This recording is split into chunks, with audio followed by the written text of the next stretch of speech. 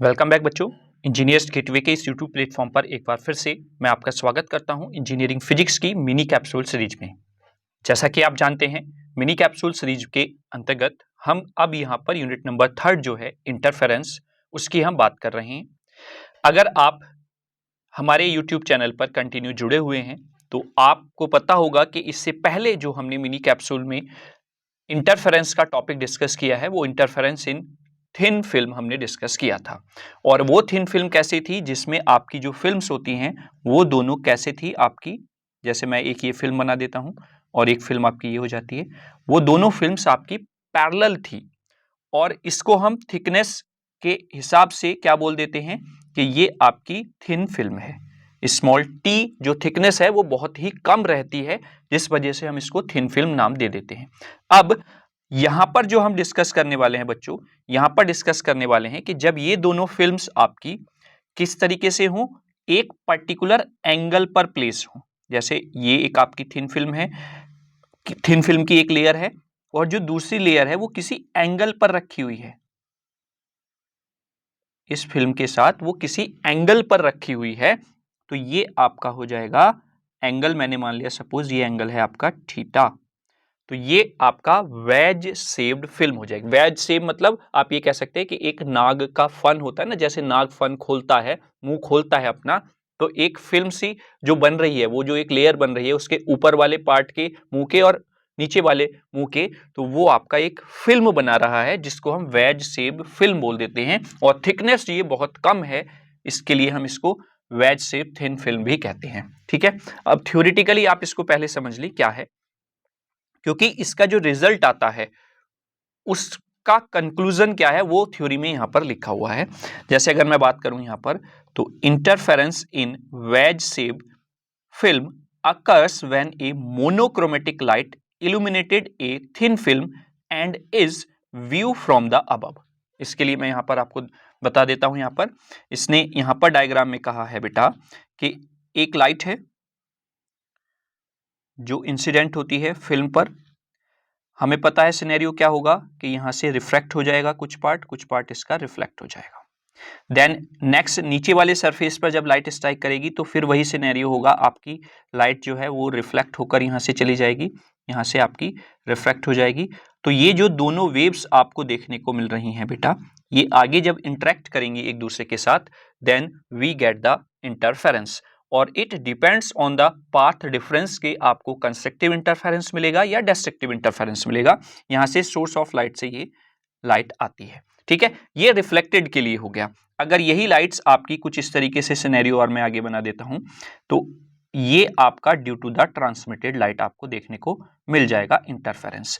ठीक है, और ये जब दोनों लाइट्स आगे इंटरेक्ट करेंगी तो यहां पर भी आपको इंटरफेरेंस पैटर्न देखने को मिलेगा, वो हो जाएगा due to the transmitted light. I hope इसमें आपको कोई भी कंफ्यूजन नहीं होगा, क्योंकि इससे पहले हम इसको डिस्कस कर चुके हैं जब आपकी दोनों फिल्म्स पैरेलल थी एक दूसरे के साथ।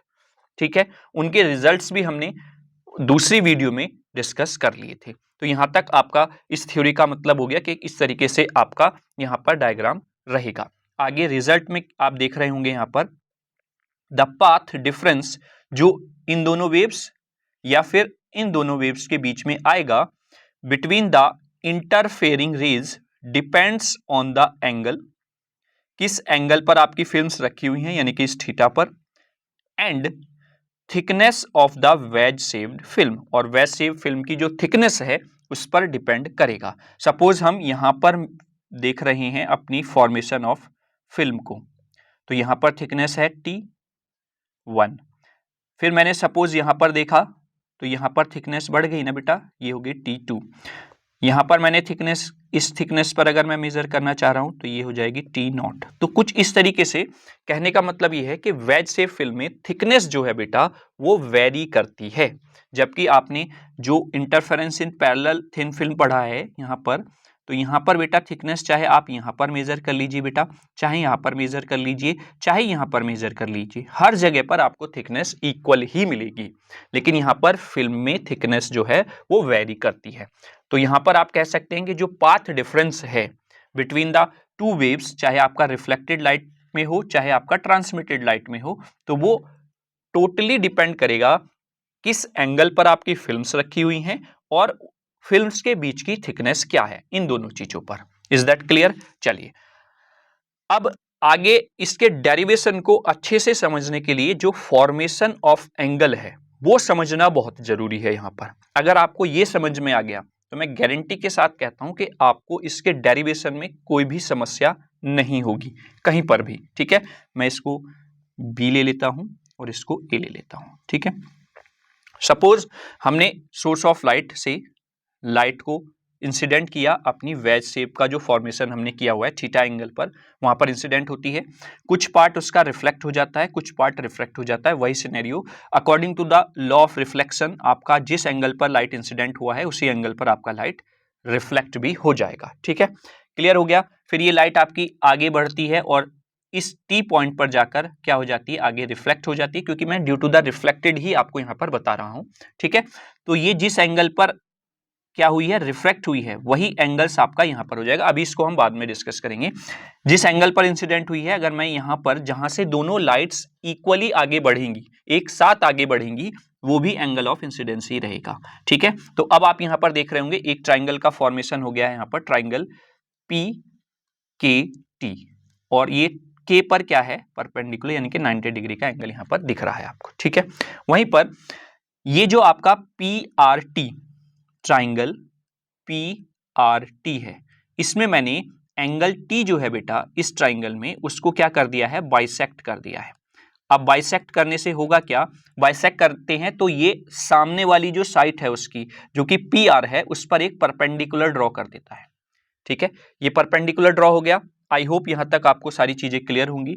एक परपेंडिकुलर यहां पर हमने क्या कर दिया है बेटा, ड्रॉ कर दिया है। अब देखिए नॉर्मल लाइन है बेटा ये, अब ये परपेंडिकुलर जब हमने ड्रॉ किया तो ये बाइसेक्ट हो गया, ये बाइसेक्ट हो गया, ये बाइसेक्ट हो गया यहां पर, लेकिन ये एंगल आर कैसे आया है वो हम यहां पर समझते हैं। देखिए जब नॉर्मल लाइन क्या होती है बेटा, सरफेस के परपेंडिकुलर जो लाइन ड्रॉ करते हैं, तो ये क्या है, ये नॉर्मल लाइन है ना, आप ये देख रहे हैं बेटा यहां पर, अगर मैं कलर चेंज करूं, ये नॉर्मल लाइन है, ये परपेंडिकुलर होगी ना इस सरफेस के, यहां पर ये 90 डिग्री होगा एंगल बेटा। अब ये तो 90 है, इसमें से ये वाला एंगल बेटा क्या है, आर है, तो बेटा ये एंगल कितना हुआ, 90 माइनस आर। ठीक है, देखिए पेशेंस के साथ इस फॉर्मेशन ऑफ एंगल्स को आप समझ लीजिए। मैं गारंटी के साथ कहता हूं इस डेरिवेशन में कोई भी समस्या नहीं आएगी। बच्चों को यहां पर प्रॉब्लम होती है कि एंगल कहां से आ गया, है ना, तो ये 90 माइनस आर हो गया है। इस वीडियो को देखकर आपको कोई प्रॉब्लम नहीं होगी फिर इसके एंगल्स को समझने में। ये 90 माइनस आर हो गया। अब इस ट्राइंगल की बात करें जो हमने बाइसेक्ट किया है, उस बाइसेक्ट ट्राइंगल में आपको ये वाला ट्राइंगल दिख रहा होगा बेटा, मैं यहां पर लिख लेता हूं, ये वाला जो ट्राइंगल है पी एन टी। अभी मैंने क्या बताया था बेटा, जब हम किसी एंगल को, जो कि हमने इस टी एंगल को क्या किया है, बाइसेक्ट किया है, तो वो बाइसेक्ट करने वाली जो लाइन है, जो कि आपको यहां पर एन टी दिखाई दे रही है, ये एन टी, यहां पर ये वाली जो डॉटेड लाइन आ रही है ना बेटा, ये वाली, ये सामने वाली लाइन पर परपेंडिकुलर होती है। तो बेटा ये वाला एंगल 90 हो गया अब। ठीक है, ये है आपका 90। अब एक ट्राइंगल के एंगल्स, इस ट्राइंगल के तीनों एंगल्स का सम कितना होगा, 180 डिग्री होगा। तो अगर मैं ये वाला एंगल निकालना चाहूं, जो ये एंगल है ये वाला, तो कैसे निकालूंगा, 180 माइनस जो दोनों एंगल्स हैं उनको मैं जोड़ देता हूं, तो एक है 90 और दूसरा है 90 माइनस आर। आई होप ये आपको क्लियर होगा। अब 90 कितना हो गया बेटा, 180। जैसे ही आप ब्रैकेट खोलोगे तो ये माइनस का हो जाएगा 180, तो ये कट हो जाएगा, और ये माइनस इस माइनस को क्या कर देगा बेटा, प्लस, तो ये एंगल आपको आर मिल जाएगा। आई होप अब आपको क्लियर हो गया होगा। और जैसा कि एंगल टी का हमने बाइसेक्ट किया है, मैंने शुरुआत में ही आपको बताया बेटा, तो ये वाला एंगल भी कितना हो जाएगा, आर हो जाएगा। आई होप दोनों एंगल आर के फॉर्मेशन आपको पता चल गए होंगे।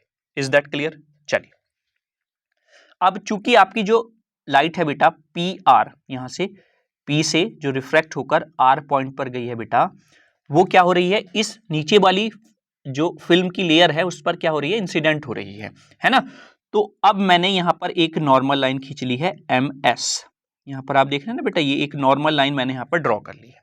अब चूंकि ये नॉर्मल लाइन है तो according to the law of reflection क्या कहता है, जिस एंगल पर लाइट इंसिडेंट हुई बेटा उस एंगल पर ही क्या हो जाएगी, रिफ्लेक्ट हो जाएगी। अब ये एंगल और हमें फाइंड आउट करना है।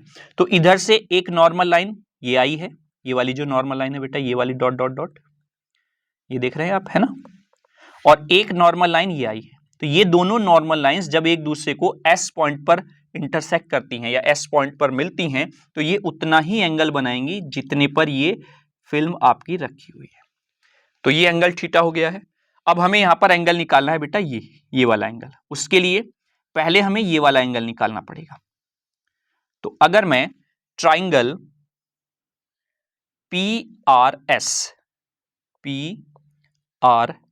की बात करता हूं बेटा, तो इस PRS ट्राइंगल में आप देख रहे होंगे एंगल PRS जो है वो क्या होगा बेटा, इन पूरे ट्राइंगल में तीन एंगल्स आपको दिख रहे हैं। एक एंगल ये R है, एक एंगल ये थीटा भी फॉर्मेशन हुआ है, और ये वाला एंगल जो हमें फाइंड आउट करना है। ट्राइंगल के तीनों एंगल का सम 180 डिग्री होता है, ठीक है, 180 डिग्री। हमें एक एंगल निकालना है बेटा पर्टिकुलर, कौन सा, एंगल PRS। तो जब आप PRS एंगल की बात करेंगे बेटा, तो PRS एंगल कैसे निकालेंगे, 180 में से ये दोनों एंगल जोड़ के सब्सट्रैक्ट कर देंगे आप। तो R प्लस थीटा आपने ऐड किया और उसको 180 में से सब्सट्रैक्ट कर दिया, तो ये PRS आपका एंगल मिल जाएगा। Is that clear? चलिए अब हम बात करते हैं लाइन MS की। ठीक है, MS लाइन आपको यहां पर दिख रही है बेटा। कॉपी पेन साथ रखें, डायग्राम को बनाते रहें जैसे जैसे मैं बता रहा हूं। फॉर्मेशन ऑफ एंगल बिल्कुल आसानी से आपको क्लियर हो जाएगा। ठीक है, ये MS एक लाइन दिख रही है। हमने बचपन से पढ़ा हुआ है कि लाइन पर बना हुआ जो एंगल है, यानी कि ये लाइन है ना MS, तो इस लाइन पर ये पूरा एंगल क्या होगा बेटा, 180 डिग्री होगा। होगा या नहीं होगा ये बताइए। ठीक है, अब इस 180 डिग्री एंगल में से ये वाला एंगल हमें पता है बेटा, तो इस 180 में से यानी कि पूरे कंप्लीट एंगल में से अगर मैं ये दिया हुआ एंगल सब्सट्रैक्ट कर दूं तो हमारे पास बच्चा ये वाला एंगल मिल जाएगा ना, ये जो बचा हुआ है ये, जिसको मैं यहां पर कलर कर रहा हूं ये। ठीक है, और यही एंगल हमें चाहिए, ये एंगल है ना बेटा, इसको हम यही तो फाइंड आउट करना चाह रहे हैं ना, तो ये एंगल हमें मिल जाएगा। तो उसके लिए मैं क्या करता हूं, यहां पर एंगल, ये कौन सा एंगल है बेटा, अगर मैं यहां से बात करूं PRM या फिर NRM, पास से ले लेता हूं मैं, पास वाला पॉइंट N है, तो NRM इक्वल्स टू लाइन पर बना हुआ एंगल 180 डिग्री जो कि MS लाइन पर बना हुआ है, माइनस उसमें से PRS एंगल, PRS में क्या कर दूंगा, सब्सट्रैक्ट कर दूंगा। जब आप इसको सब्सट्रैक्ट करेंगे, देखिए PRS हमारा ये वाला है एंगल, तो मैं यहां पर लिख लेता हूं इसको सब्सट्रैक्ट करने के लिए 180 माइनस, माइनस के साथ क्योंकि ये ब्रैकेट ओपन होगा तो 180 डिग्री माइनस हो जाएगा, और ये माइनस है तो बेटा ये प्लस हो जाएगा, R plus theta. I hope यहां तक आपको क्लियर होगा। ठीक है, तो 180 डिग्री से बेटा 180 सब्सट्रैक्ट हो गया, आपको क्या मिला, R प्लस थीटा, है ना। तो ये वाला जो एंगल है, ये जो मैंने डार्क किया हुआ है बेटा, ये है ना, ये वाला एंगल हो गया आपके पास R प्लस थीटा। ठीक, और हमें पता है कि इस नॉर्मल लाइन पर ये लाइट PR जो है वो इंसिडेंट हो रही है, तो angle of incidence equals to होगा एंगल ऑफ रिफ्रैक्शन के, तो इधर भी ये R प्लस थीटा हो जाएगा। आई होप ये आपको क्लियर हो गया होगा फॉर्मेशन एंगल्स का। चलिए अब इधर जो एंगल्स आपको दिख रहे हैं, ये एक बड़ा एंगल दिख रहा है बेटा, और इधर ये नीचे एक एंगल दिख रहा है, इसका फॉर्मेशन भी कर लेते हैं। चलिए यहां से जो लाइट ये बेटा आ रही थी PR, मैंने इसको आगे बढ़ा दिया, ये आप देख रहे हैं ना, इसको मैंने आगे बढ़ा दिया है। ठीक है, और जहां से आपको दूसरी लाइट रिफ्लेक्ट होकर मिल रही है TA, वहां पर हमने मान लिया इस T पॉइंट पर जो थिकनेस है वो स्मॉल t है, और इस लाइन को भी मैंने पॉइंट को मिलाते हुए इसको आगे बढ़ा दिया है। तो ये दोनों लाइंस एक दूसरे को कहीं L पॉइंट पर जाकर इंटरसेक्ट करती हैं, तो यहां पर भी कोई एंगल का फॉर्मेशन हो रहा होगा, वही ये दोनों एंगल हमें अब फाइंड आउट करने हैं। तो अब अगर आप ध्यान से देखें बेटा, जो MS लाइन है वो पैरेलल है बेटा किस लाइन के, TL लाइन के। ठीक है, अब हमें पता है जब किन्हीं दो पैरेलल लाइंस पर जब किन्हीं दो पैरेलल लाइंस पर एक तरफ हम एंगल बनाते हैं ये ऐसे, तो इस पे भी इतना ही एंगल यहां पर बनेगा। तो आप यहां पर देख रहे हैं बेटा एमएस लाइन ये है, इस एमएस लाइन पर ये एंगल बन रहा है, ये वाला जो मैंने यहां डार्क किया हुआ था बेटा, ये फिर से मैं डार्क कर लेता हूं रेड कलर से, है ना। तो ये आर प्लस थीटा है, तो वही एंगल आप यहां पर देख रहे होंगे ऐसे बन रहा है उसी डायरेक्शन में, तो ये भी कितना हो जाएगा बेटा, आर प्लस थीटा हो जाएगा। आई होप समझ गए होंगे आप। तो angle R L H equal होगा किसके, एन आर एम के, एंगल एन आर एम, और वो हो जाएगा R plus theta. I hope आपको क्लियर हो गया होगा। क्यों, क्योंकि दोनों लाइंस क्या है, पैरेलल हैं, और इन दोनों पैरेलल लाइंस पर बना हुआ एंगल इक्वल ही होगा। ठीक है, दूसरी तरफ यहां पर देख लेते हैं, एमएस लाइन चूंकि बेटा इस टी एल लाइन के पैरेलल है, और आप आर टी लाइन को देखें, ये टी है, यहां पर पॉइंट आर है, तो ये आर पॉइंट है बेटा, ये टी पॉइंट है। तो अगर मैं इसको आगे बढ़ा लूं दोनों तरफ लाइन को, आप ऐसे देख रहे हैं ये लाइन आगे मैंने बढ़ा ली, इधर ये मैंने लाइन आगे बढ़ा ली, तो अब दो पैरेलल लाइंस को अगर कोई लाइन इंटरसेक्ट करती है तो वो एज ए ट्रांसवर्स लाइन काम करती है, और ट्रांसवर्स लाइन पर बने हुए एंगल यानी कि अल्टरनेट इंटीरियर एंगल्स इक्वल होते हैं। ठीक है, तो यहां पर देख रहे होंगे आप, ये आर टी लाइन है, इस पर एंगल बन रहा है ये आर प्लस थीटा, तो यहां पर जो एंगल है ये इसका अल्टरनेट इंटीरियर एंगल हो गया, तो ये भी आर प्लस थीटा हो गया। क्लियर हो गया बेटा, due to the alternate interior angle.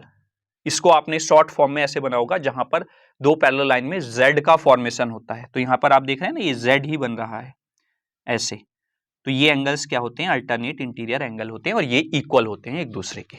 Clear हो गया। तो I hope formation of angles जो है वो आपको समझ में आ गया होगा।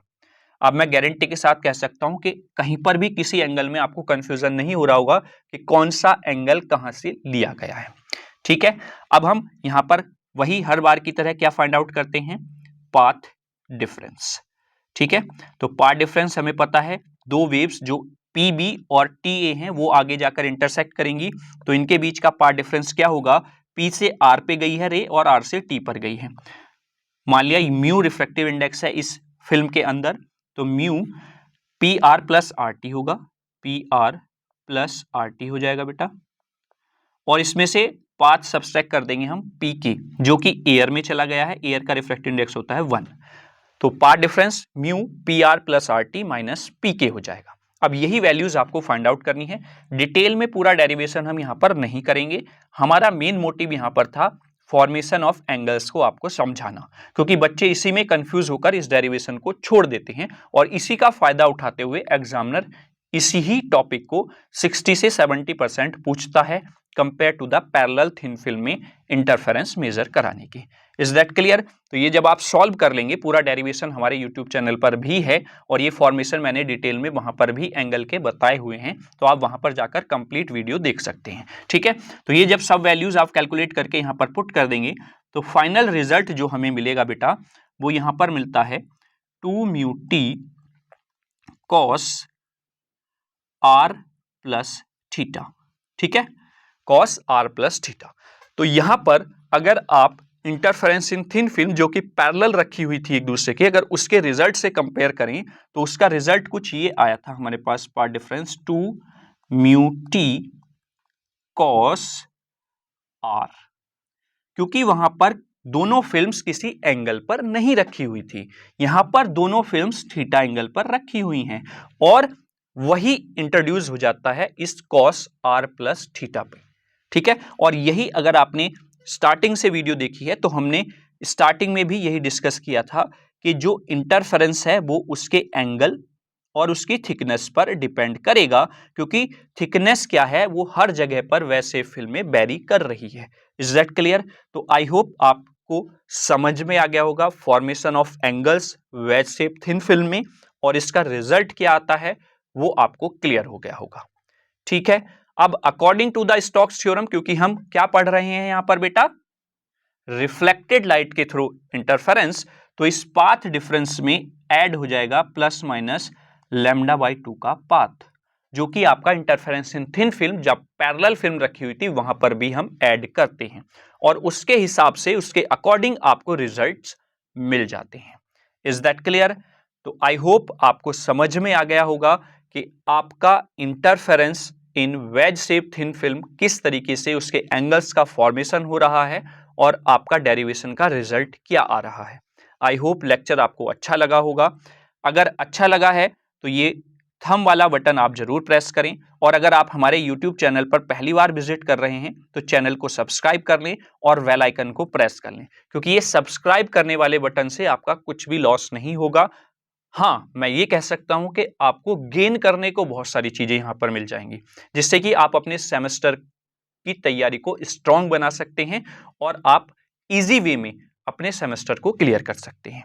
ठीक है, तो चलिए आगे हम डिस्कस करेंगे इसके कुछ फैक्टर्स के बारे में, क्योंकि वीडियो थोड़ा लेंदी हो जाएगा, लेंदी हो भी गया है मिनी वीडियो के पॉइंट ऑफ व्यू से, बट फॉर्मेशन ऑफ एंगल्स को जब तक आपको अच्छे से ना समझाया जाता इस वेज शेप फिल्म के टॉपिक को डिस्कस करने का कोई मतलब नहीं बनता है। ठीक है, तो आगे इसके कुछ फैक्टर्स हम डिस्कस करेंगे नेक्स्ट मिनी कैप्सूल वीडियो में। तब तक कोई भी डाउट हो, कोई भी सजेशन हो बेटा, कमेंट बॉक्स में बेहिचक आप कमेंट लिख दीजिए। ठीक है, साथ ही साथ वीडियो को आप ज्यादा से ज्यादा बच्चों तक शेयर कर दीजिए ताकि सभी बच्चों तक जो हम अपनी इंफॉर्मेशन डिलीवर करना चाहते हैं उनको एग्जाम में एक स्ट्रांगनेस या एक कहते हैं ना कॉन्फिडेंस देना चाहते हैं वो आपको मिल जाए। ठीक है, तो तब तक के लिए थैंक यू। आगे इसके फैक्टर्स के बारे में, इसके रिजल्ट के फैक्टर्स के बारे में हम डिस्कस करने वाले हैं। तो आई होप आपने लेक्चर को एंजॉय किया होगा। चलिए मिलते हैं अब नेक्स्ट वीडियो में। Thank you so much.